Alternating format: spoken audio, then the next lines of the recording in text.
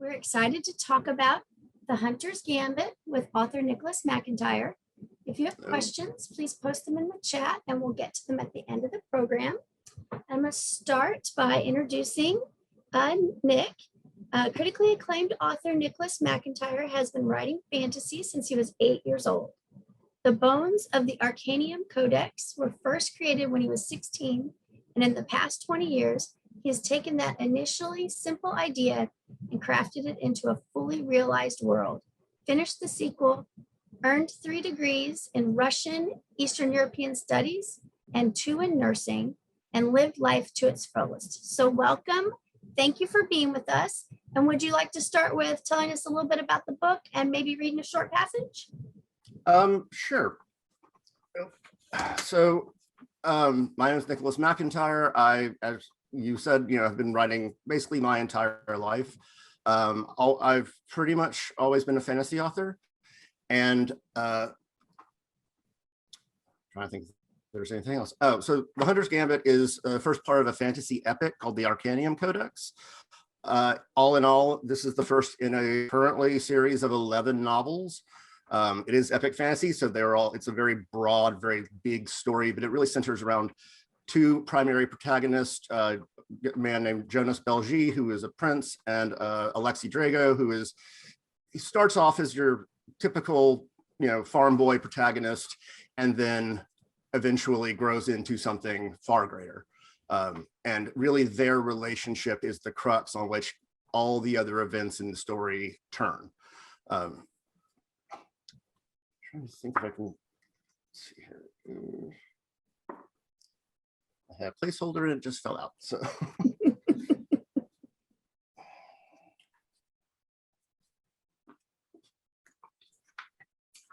think the best place to read from.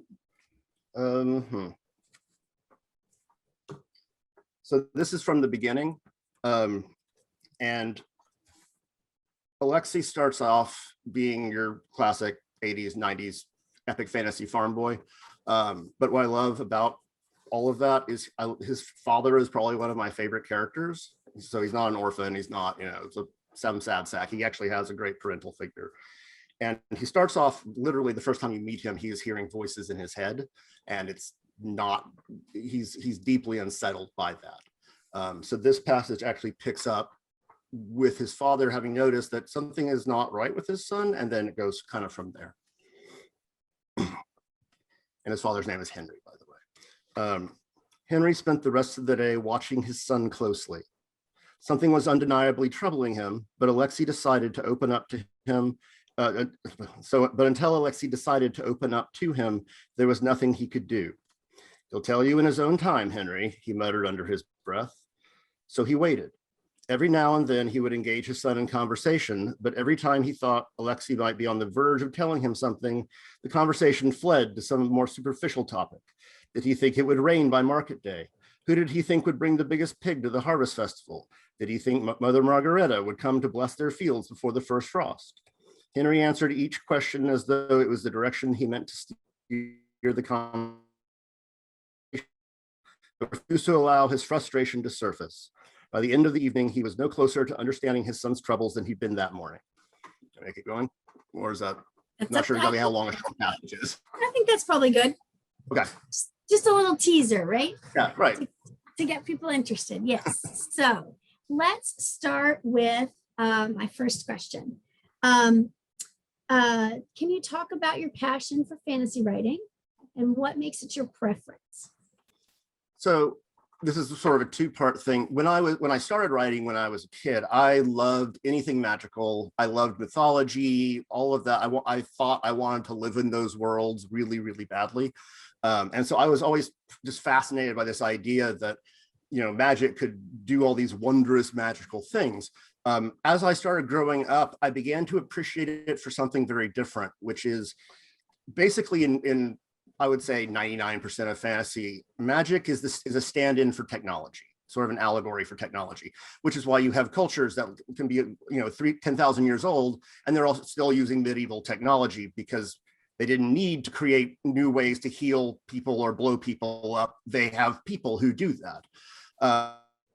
as I started to explore that more, it actually sort of expanded into realizing that there were a lot of really interesting possibilities culturally that I could explore here in a way that I really couldn't anywhere else. For example, in my world, things like sexism and homophobia, transphobia, racism, really, they don't exist like they do here. And I've been challenged on that before when somebody said, well, that's impossible. How do you not have those things? And I was like, well, think about it. If everybody in the world has an equal opportunity to be born with extreme power, you're not going to have cultures develop the same way. So instead of having who's the strongest with the most guys and the biggest weapons, as culture develops, you could have a 6-year-old girl who's the most powerful person in the world. So our gender norms wouldn't develop the way that they did on this planet. And our ideas about what is okay, like this whole sort of like basically a history of toxic masculinity, isn't given the same space to breathe, because anybody, literally anyone, could become an incredibly powerful healer or could be a warlord. They could be anything, and it's totally random based on just how they're born. And that I found really exciting as a way to talk about not just culture, but to envision a world where I literally had somebody say, well, if you don't have all of those horrible things, then what's the story about? It's like, there can be a lot of other things going on if you remove all of that. Trust me, there's plenty happening in this, and it doesn't have to all revolve around different reasons we hate each other. We can find totally valid reasons to hate each other without all of that. So I really liked getting to reimagine a world where we don't have that, where that's not a conversation because it's not important. The things that are important, how are just surviving in a world where you still have a lot of political intrigue in this. You still have groups that really dislike each other and hate each other for completely random reasons. But by removing that, I think a lot of authors can use that as a crutch and be like, well, that's the story. But I'm like, that's not really a story. That's a trait of a story. And in fantasy, you have a lot of freedom and a lot of latitude to create a world that is the way you want to envision it. And then, you place your characters in that, and then to see sort of what happens. And in a way that I haven't experienced writing anything else that gave me that kind of freedom and that ability to make a point without beating somebody over the head with it. So I really enjoy the freedom that I have, and I enjoy all the creativity that I get to play with. Whereas if I wrote it, say, if it was in this world, there are a lot of rules I immediately have to follow. Even if it's science fiction and I'm making up, various kinds of tech and all that, typically it's still coming from this world. Whereas with fantasy, it's a completely different planet. So I can really do whatever I want.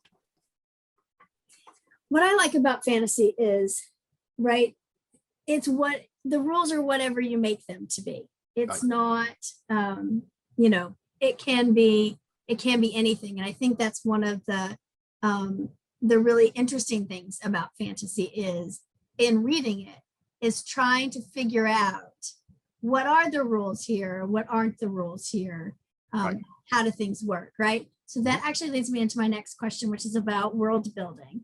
So it's always variant, like one of the most important parts of fantasy.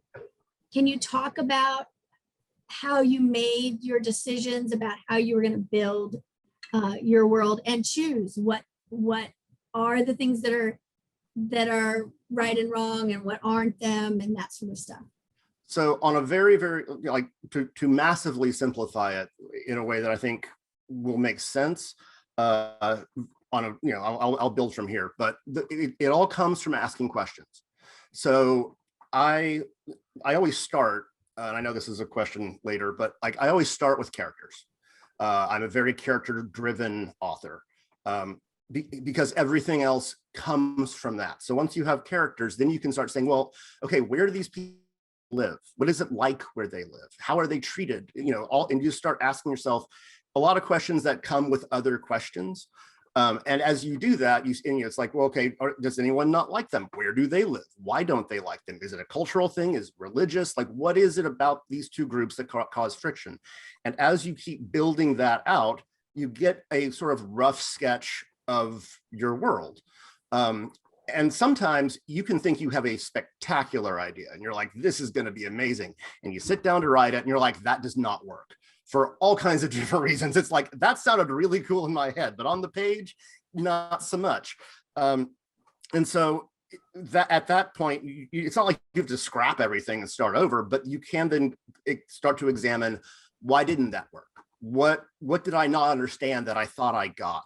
And it's just basically constantly this sort of constant interrogation of not only yourself, but also now that you have these characters, like, well, what do they think about this? Do they have, various kinds of, thoughts, feelings, prejudices, anything? And from all of that, you start to get this, I would say, like a rough sketch of the world. And that's really where plot also comes in, because then at that point, those two things become very similar.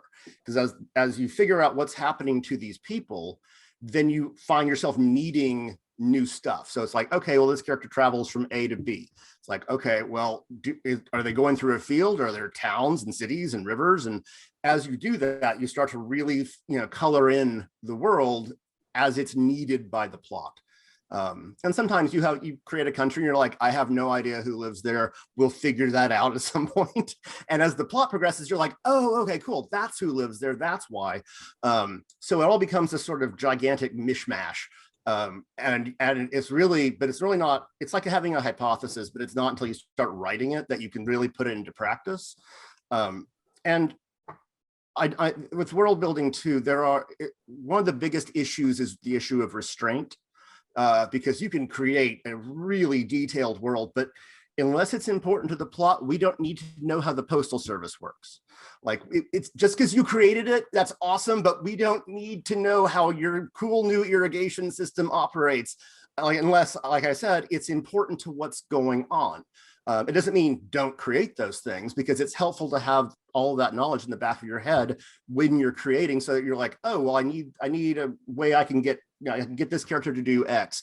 And you're like, well, oh, I can use that idea I had that I decided to never talk about. So it's nice to have a fully realized world in your head, but you don't necessarily need to tell everybody every single point about it, because that just is going to murder your story immediately. Right. Too much exposition. Oh my God. Yeah. Exposition dumps are like one of my most hated things. It's one of the things I actually got praised on with the Hunter's Gambit, because in fantasy that tends to happen a lot. It could be like, we're about to have this big battle, but let's stop for 10 pages while I explain the history of this country. And for pacing purposes, that just is not gonna work. Right. So if you really kind of think about, okay, well, I can tell the history of these people and this country and maybe some ancient war, whatever you're working with, but I can do it slowly through conversation, through reference points, and being like, oh, this is really important because remember when that thing happened. But you don't have to go into all of the detail about it right then. You can sort of give it out little bit by bit. And what I try to do is I try to do that as it becomes important to the plot. So when you need to understand something, I will let you know, but you don't need everything in the front and then just try to remember all that for the next 200,000 words. I try to just important so that as you're sort of learning all of it as a reader, it's like when you educate somebody, just like, here's a math textbook, now you know math. You try to do it when it matters, because I think that gets locked in people's memories a lot better, because they're like, oh, right, that thing happened because then this huge event occurred. And so that's how I try to do it, to avoid just, like I said, 10 pages of the history of a country, where when you have no context for why any of that is important. That makes me think of a book that was very popular when I was in high school, that was about prehistoric culture, and there would be 20 pages of description of the grass and the plants and the hills and the why. Yeah. Why do I need to know any of this? Why? Yes. And description's another big one. I think some people enjoy this, but overall, like, I don't need 2 paragraphs describing a literal barrel. Like, why is that important? And so I kind of, because I grew up reading a lot of 80s and 90s epic fantasy, I when I was writing as a kid, I would like try to copy all of that and try to do it just like they did. And I always found it exceptionally boring. So I don't know when this happened, but the way my descriptive style sort of evolved was that it always comes back to, if it is important for the plot or for you to understand something, then I will absolutely describe it to the best of my ability. But I also know I'm not, no matter how many pages I spend, I'm never going to cram an actual image into your head with words. You're never going to see exactly what I see. Right. So with characters, for example, I know what they look like to me, but I might say, and this is paraphrasing, but I might say like, this guy is big, muscular, blonde hair, gorgeous looking, more or less. And because I know that everyone reading that is going to have a different idea of what that looks like. And what you're going to do as the reader, typically, is you're going to immediately fill that in your head with whatever is most pleasing to you. So it almost kind of comes to, the way I think of it is almost like it's sort of a creative collaboration between me and the reader. And so unless, if it is really important to the plot that you understand what something looks like, then I will, as clearly as possible, I will describe exactly what we're talking about. But otherwise, I tend to, if I say this was this gorgeous Gothic looking cathedral with, arched stained glass windows, etc., and I do that in a couple of sentences, you know what that is. You fill that in your head, and we move on because we've got stuff to do. So, right, places to go. Yes. Yeah, absolutely. So, since when you're talking about building the characters, then you build the parts of your world. Do you plot out all your stuff? Do you write more by the seat of your pants?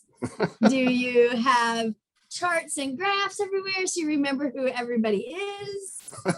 How do you handle that stuff?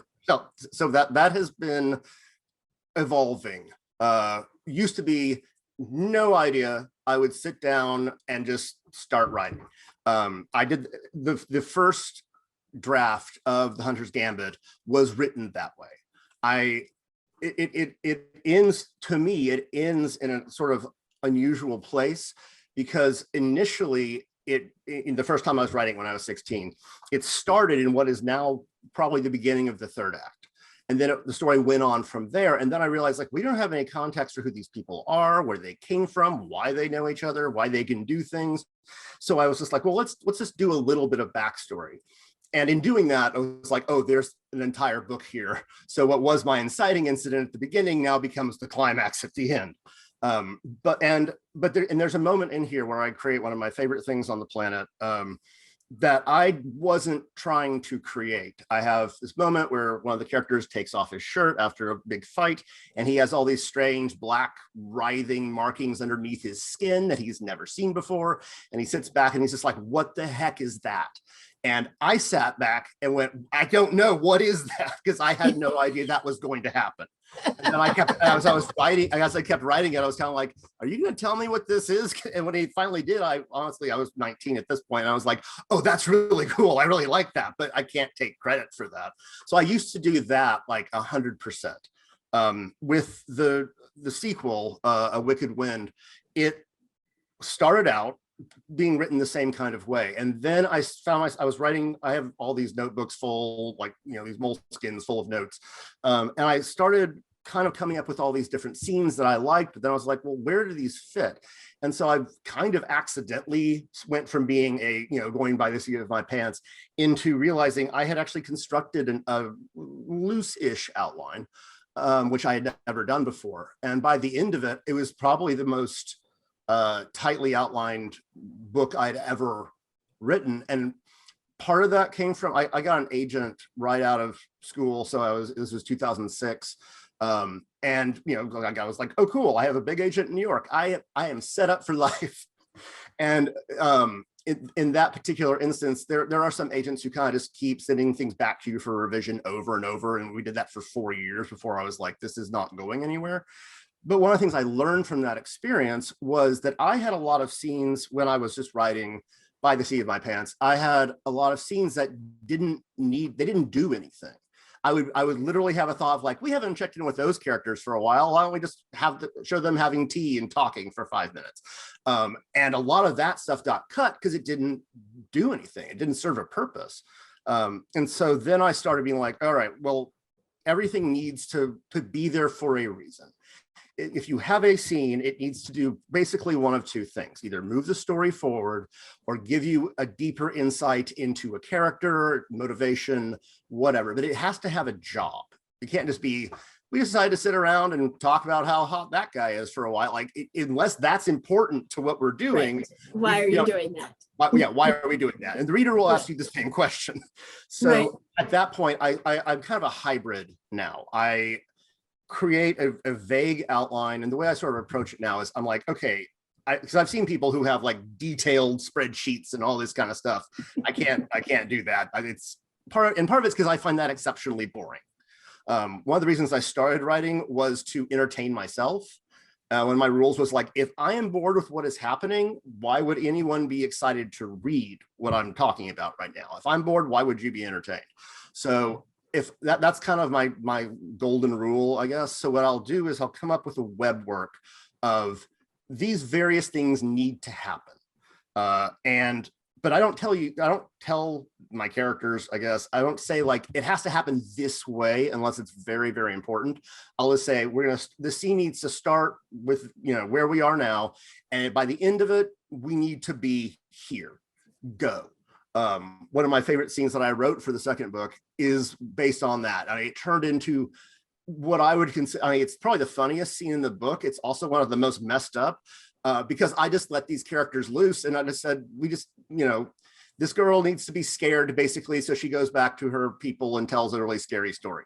And then I just started letting them have fun. And it was startling the way they decided to do that. But I was delighted by the end of it because it really humanized them in a way I hadn't expected. And I think if I had outlined it beat by beat, it wouldn't have come out anywhere near that. Right. So I do try to give my characters a lot of leeway. I know some people are like, your characters are just you. It's like, kind of.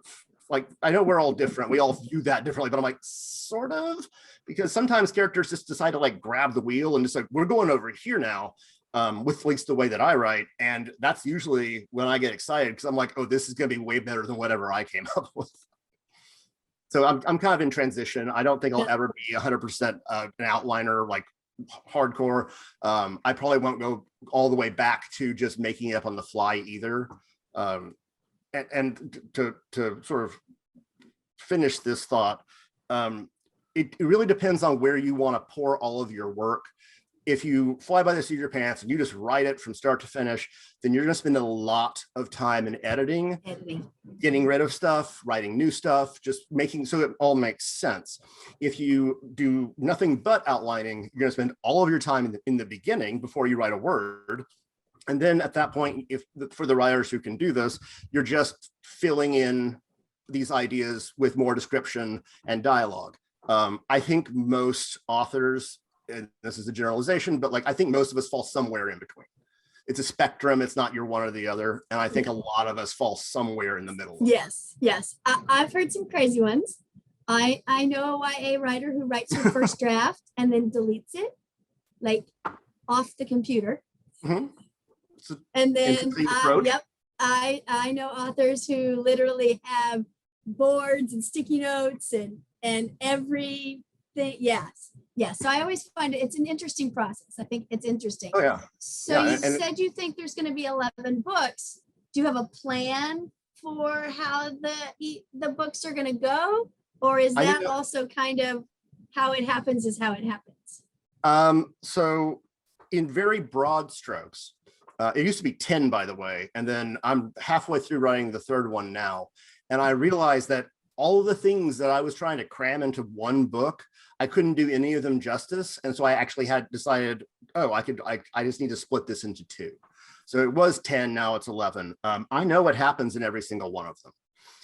But as we get farther out, I know less. I know the concept. but what ends up happening is, so like I know at this point, right halfway through writing book 3, I know everything that happens in the rest of this novel. I know everything that happens in the next one, and I know a lot about probably the following one. I'm not stressed that I don't know exactly what happens in book 7, because if I tried to plot that out now, I would probably end up contradicting myself or being very lost by the time I got there, because things have happened that I don't know about yet. So I have titles for all 11, and what ends up happening is as I finish one book and move on to the next, I will end up, as ideas start coming, the plot starts coming together and all that, I'll start getting flashes from the next 2 books, and they don't make a ton of sense yet. They're not put in order. As I get to the end of the book that I'm writing, I pretty much have the bones, if you will, of the next one. And then as I write that, I get flashes from the next 2. And so they slowly kind of put themselves together. But that's because as I write and as I plot through the book I'm currently working on, I'm getting new information all the time, and characters are gaining new history that they didn't have before. So I know how the series ends. I know everything that basically happens from point A to point B in broad strokes. And then as I move through each story, the next one fills in. And how do you maintain continuity? How do you keep track of that this thing happened in book 1, and I need to remember that thing happened in book 1 and not change it come book 3? All right.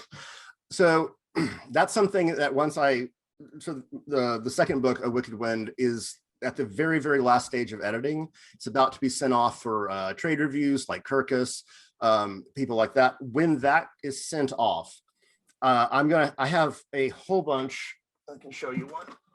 I have a whole bunch of notebooks that kind of look like this, and they are literally just packed with notes.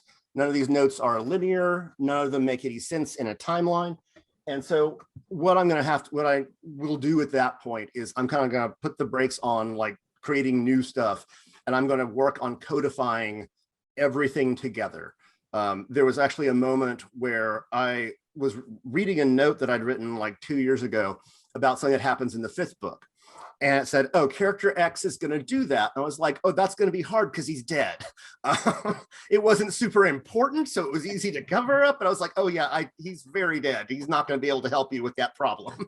And so I don't have a whole lot of those, unfortunately. But when you start zooming out and you have this very epic scope of a story, you do have to have markers in place to keep you from, contradicting yourself, from saying something and being like, oh, wait, does that make sense? Or did I say earlier that was impossible?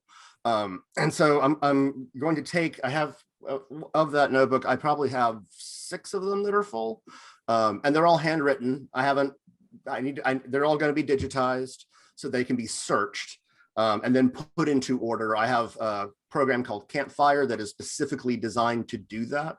So that, because the first 2 books I've had in my head for a very long time. So I wasn't particularly worried about everything. They kind of started out as one story, and then they sort of ended up as 2 different books. But moving into as the story becomes more complicated, as characters come and go from the series, and as we are introduced to more and to different kinds of cultures, and they all have different religions.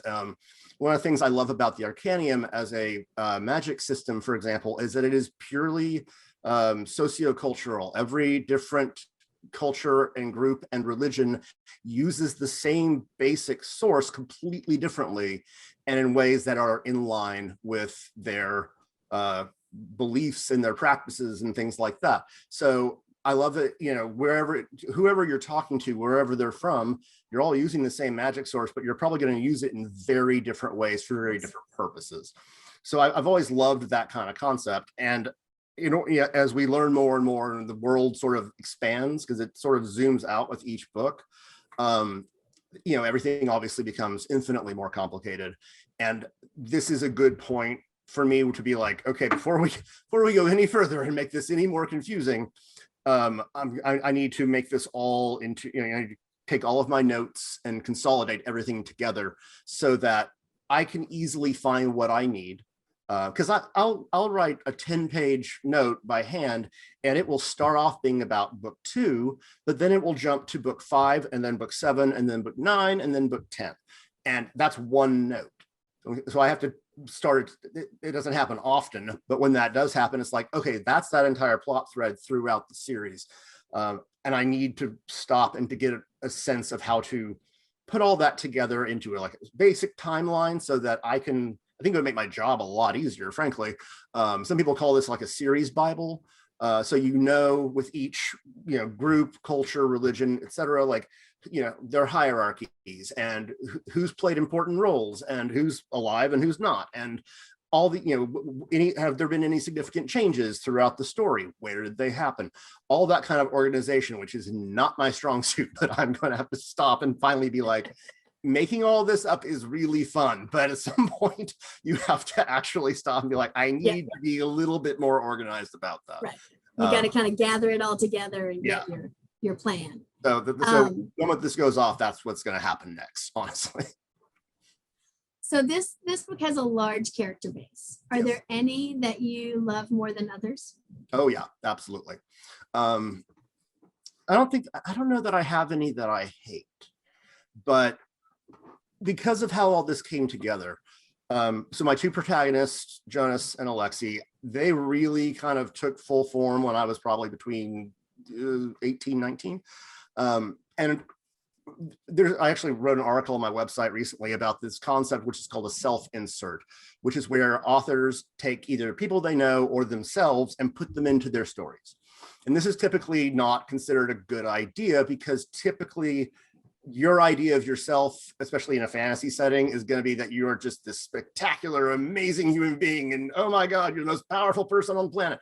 So Jonas was based on me at 19, but in a very, I think, realistic way. So he's probably too smart for his own good. He is, I think deep down, he is a very kind person, but he's also selfish. He's manipulative. He's spoiled. He's not a bad person, but he is very me at 19, frankly. And so he was created to be kind of like, I had always written stand-ins for myself in my previous stuff. And I was like, I felt like I had a good enough idea of the kind of person I was back then, because I'm 37 now, so it's been a minute, but he's still, and he's not going to stay that way. That was his starting point.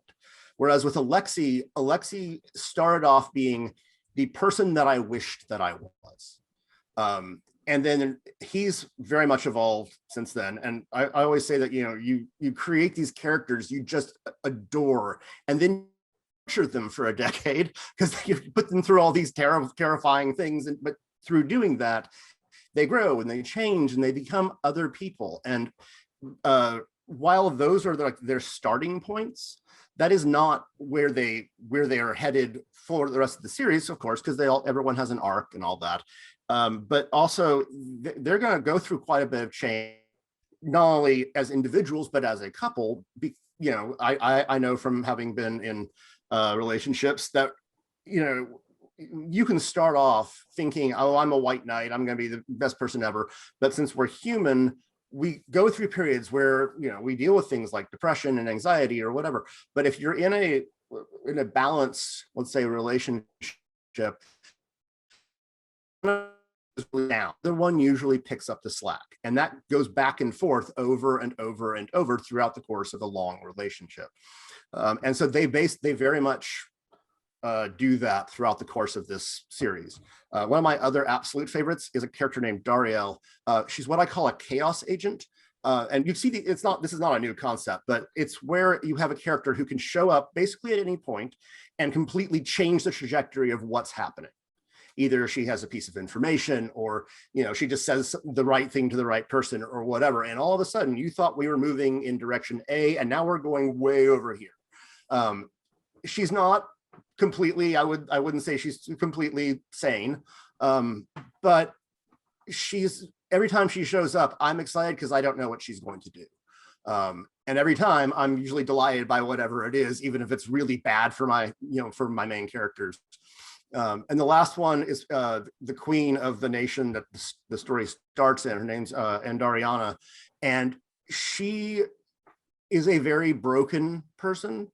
And I have a lot of affinity for broken people because I consider myself one of them. But she, you start thinking like, oh my gosh, she's just the worst. And then you kind of, as you learn more about her, it's like, she's really doing she's doing very much not only just the best that she can, but it's kind of remarkable that she's held it together this long, given her history, given what she's personally been through. And I've really enjoyed seeing her develop from just, oh, she's kind of this, very strict, kind of stern woman, like maybe in her mid 40s, into this very layered and complicated woman who has been through so much, but at the same time has found the strength to like get through all of these different hurdles in her life. Maybe she doesn't always do it in the best way possible for her or those around her, but she still manages to do it. And given what she's going through, that's impressive. So at first I thought she was just kind of almost like a stand-in sort of character, and she's really developed into just this really textured and very interesting person that I really enjoy getting to write. Well, and I always think it's interesting when you have a female ruler who's trying to navigate kind of all of these opposing forces around and trying to figure out exactly the right path to go to kind of push people in the direction that you want them to be in, but not always seem like you're the one driving the ship, right? Absolutely. Yeah. So we've talked about this a little bit, but talk about how character, plot development, and world building, how they kind of they play off one another, right? You can't have one that's stronger than the other. They all have to have their co-equal parts of the triangle that holds up the book. Very much so. So as I said previously, so I always start with characters. And when I say I start with characters, I mean, people show up in my head and start saying, this is who I am. And I go, okay, that's neat. And then I slowly form understandings of their connections to one another. And then from that, like I said, you start kind of asking yourself, it's almost like you're interviewing them. Like, where did you grow up? What was that like for you? Did you enjoy it? And as you do that, you kind of get to color in sort of the world that they inhabit. And then once you have a rough idea of what their world looks like, you kind of sort of keep asking them questions and keep saying, okay, well, what happened? What would happen if you did this or that? And they start kind of telling you what their story is in a very, very basic kind of way. And so then you start plotting through, well, all right, so if you're going to go from, let's say, your small town to the capital city, what does that journey look like? And from figuring that out, now you have, let's say, a country, and you know where your starting point is and where your final point is. Then you start trying to figure out, well, what happens to you while you're going from point A to point B? That's a long journey. You've never been far away from home. What is that experience going to be like for you? And as you start looking to thinking, okay, well, what route would they take and what kind of people would they encounter? Plot starts to sort of rise from that. And then once you kind of get a sense of the larger scope of the plot, of how the plot is generally structured, that's when you start coming up with deficits when it comes to world building. And you're like, okay, that's great that they're going to go kill this magic dragon. Okay, so many questions about that, but how? Like, do they have skills we don't know about? If so, where did they get them? Do they have the equipment that they need? Do they have all of these various things? And as you realize, I don't know the answers to these, that's where world building really comes back in and starts to inform, okay, I know I need to get character, A over here and kill this dragon. Where is the dragon? Is that hard to get to? What happens if he fails? And you start using the world building to inform how that plot is really going to take shape. Because if they just walk across a field and it's like, well, that was easy, you don't have much of a story there. But if you can build your world in a way that keeps it engaging, even when moving from point A to point B, then you don't just create a more interesting story, but you create a more immersive world. So it's very much about taking you're almost taking cues from the plot. Certainly, I think if something does seem too easy, it probably is. So then you probably need to come up with some different roadblocks. And those could look like anything. That could be a natural boundary. That could be this character gets really, really sick and there's no one around to take care of them or heal them or whatever. There are all kinds of different, sort of wrenches you can throw into the plan. Ideally, all of those would also serve the plot, would also make this character's journey from point A to point B a lot more meaningful. It would make it feel more earned. Because if a guy just walks across the field and stabs a dragon and it's over, like, did you really accomplish anything? It seems like anyone could have done that. Why did you have to do that? Right. And so it helps deepen that character and their interactions with the other characters that they either meet along the way, or that they were set out on, let's say, a quest to accomplish this goal. All those roadblocks not only give you a deeper sort of immersion into a world, but it also allows you to show these characters problem solving, which tells you more about them and how they think. And, do they always get along? Probably not. Most people don't, especially when they're really stressed out. So you can really do a lot of character work while you're at the same time creating a more immersive world and following along the plot. Does that help? Okay. Absolutely. Yeah.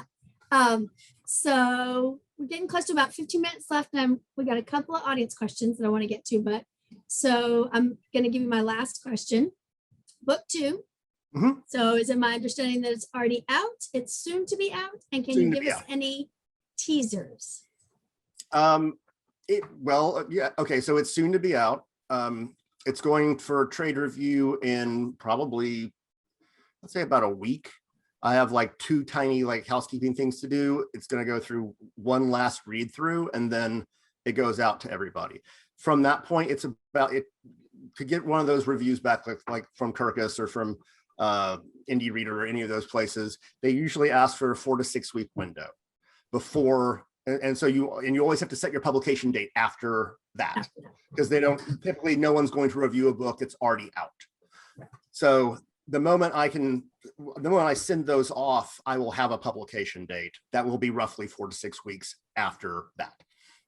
So I'm hoping that this comes out probably in the middle to end of July, at the earliest. But I am very ready for this to come out. I've been working on this for a really long time, and it is, I will say, it's the best book I have ever written. I am very happy with it. It is really hard when you spend a long time with a story like this to finally say, yeah, that's good enough, and then give it to the public to do with as they will. But that's also how authorship works. And it seems like a lot of authors don't totally understand that once you give a book to the public, it doesn't totally belong to you anymore. And that's everyone who's going to read it is going to have a completely different sense of your characters and your world and what they do and don't like and what they do and don't connect with. And it's never going to be what you thought, because they're not you. But and it's also why you shouldn't go on Goodreads and read your reviews. No. And if you do, if you are masochistic like that and you decide you want to do that, please never respond to any worst idea on the planet. I've seen people do that. It's like, why would you do that? Yeah, it's always I tend funny. not to. I don't really. Yeah, it's always funny when Twitter has its meltdown. Oh yeah, absolutely. It's such a bad idea. Yes. I will say the second book. So some people have said that they were kind of surprised when the first book ended, because it doesn't. This is not all wrapped up in a neat little bow and perfect. I will say the second book starts about 5 minutes after this one ends.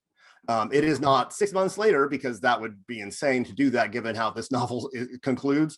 But it picks up immediately, and And I will say, like, one of the things I've been thinking as I've been going through this repeatedly and doing my editing is the first book, I did get a couple of reader reviews that said kind of like, oh, this isn't anything I haven't seen before. This is kind of, ho-hum. And I thought about it, I was like, that's an odd way to think about this story. But of course, as the author, I know a lot more about where things are going and all that.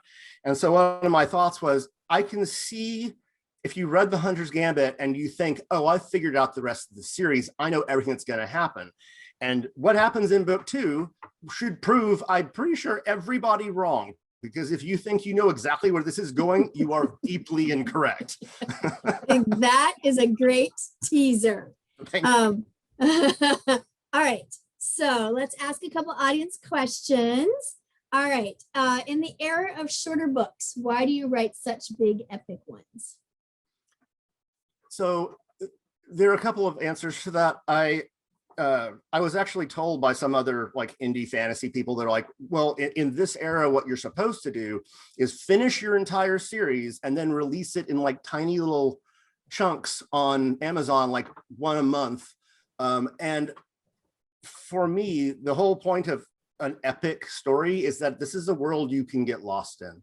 And if every time you start, immersion in one of these worlds, it takes a lot of energy, not just to write, but to read in the beginning. But one of my favorite things growing up and still to this day about reading epic fantasy is once you kind of get over the learning curve, you are there, and you can, if you love these characters and you want to see what happens to them, there's just, you have so much more story to get through.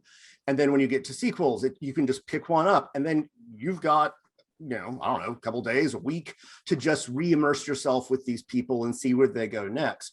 And I find that when you chop them down and be like, oh, let's make them all 70,000 words, which was, roughly about like 350 pages, 300 pages.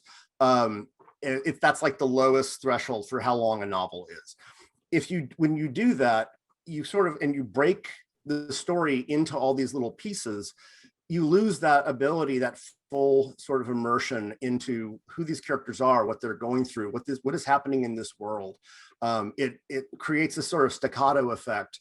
And I know some people, enjoy that. And that is fantastic. I'm not saying, oh, no one should ever enjoy that kind of, more serialized form of storytelling, but that's not the kind of story that I guess excites me and that I have always wanted to and love to tell.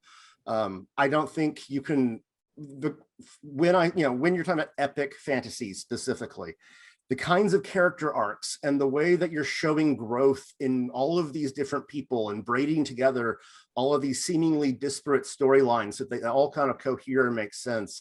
That's its own art form. And I don't want to see it go away, for one, but it's also a lot of, as an author, it's a lot of fun to do if you do it well.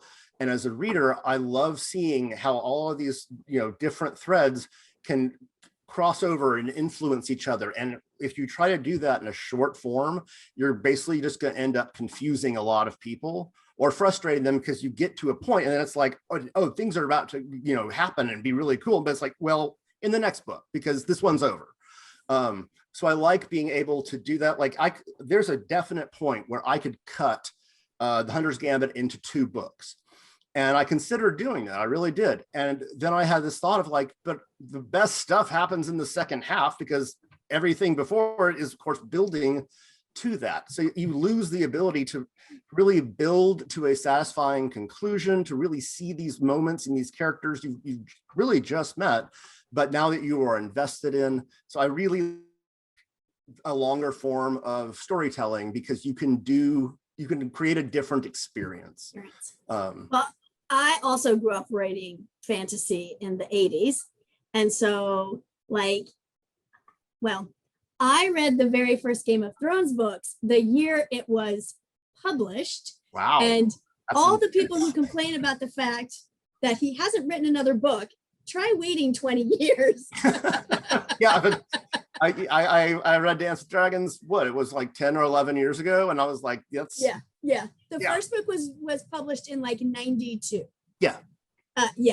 Yeah. And I also grew up reading Eddings and Jordan, right? Where it's 20, 30, Oh. 30 books, and they're all big and desk weights. and right, yeah, I grew up reading Jordan. I grew up reading, I also grew up reading Eddings. I grew up reading a lot of those kinds of authors, but you would also only be getting one every, with Wheel of Time, they talk about, oh, well, books, I think it's like 6 or 7 through like 9, they call it the slog, because it's just so hard to get through. I'm like, it wasn't like that when they were coming out every 2 to 3 years. You were just trying to remember what happened last time. Right. Yeah, it wasn't, I have another author that I love, but he writes that serialized fantasy. And like there were 2 books published in the last year. Oh, wow. Yeah. Because it was a bigger book and they split it in half. And while I still love the series, after the first one, I was like, feels like half the story is missing. Right. Well, 4 months later, there was the other half of the story, right? Yes. Right. So it was missing. All right, next question. What has been your best experience as an author? Ooh, that's a tough one. My best experience, honestly, it has been interacting with readers. And even when some, it obviously doesn't mean every reader you interact with is going to be super nice to you or love everything you do. But writing is done in such of a vacuum where, you think I've got these great ideas and I have this killer plot, and oh, when this happens, people are going to lose their minds. But you have no idea if anything is like, if that's just you projecting onto your story, or if people are actually going to have those reactions when they hit those beats. And the most, I would say, the best thing that has happened to me, and that really I think can happen to any author, is having a discussion with a reader or seeing them leave a review or a comment where they tell you that something you did has had a personal impact on them. That you wrote this character and they're like, oh, it was like reading my mother and it brought me to tears. And of course, I didn't know this person's mother. I was not trying to do that intentionally, but it's those unintentional moments where there's a moment of connection between you and a complete and total stranger, where you kind of have a sense of like, this is bigger than me just talking about how cool swords are, isn't it? Like this, it tells me that I'm doing my job well.